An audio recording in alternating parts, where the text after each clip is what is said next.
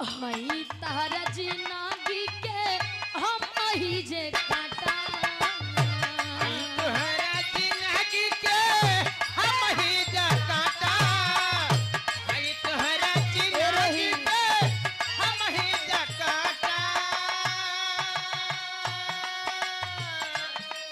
ए हमार पतर को हाय हाय बाबू ओ धोखा दिए हो ना हाय हाय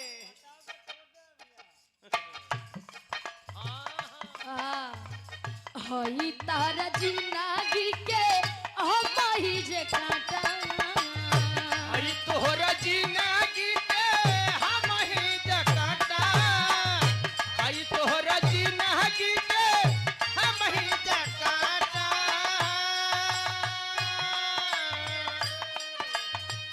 हई तारा जिंदगी के हम ही जे काटा दुनिया से जात बानी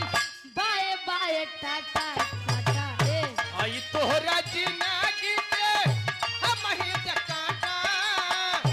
आई तोहरा जिंदगी के हम ही जा काटा दुनिया से जात वाली बाय बाय टाटा टाटा आई तोहरा जिंदगी के हम ही जा काटा ए रोहित अहो जौन मिले के बाद हक जतावत रहा कि तू हमार सब कुछ हो अब उ हक केकरा से जतौबा बोला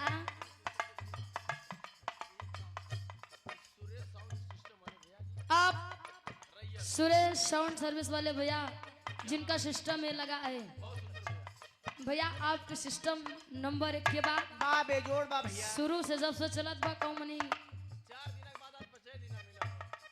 भैया एकदम करेक्ट कहा था आप सबके आशीर्वाद से यानी अगर सिस्टम मिल जाए तो हम कलाकार के नैया पार हो जाता आप लोग के हाथ में राज चाहे बना दे चाहे बिगाड़ दा लेकिन भैया के सिस्टम बड़ा अच्छा बा नंबर 1 के बाद बा सुरेश भैया के कर 101 रुपए का महान आशीर्वाद भैया के बहुत बहुत प्रणाम बा बा भेगसी मसा हम का थई के करपा भड़क बा बोला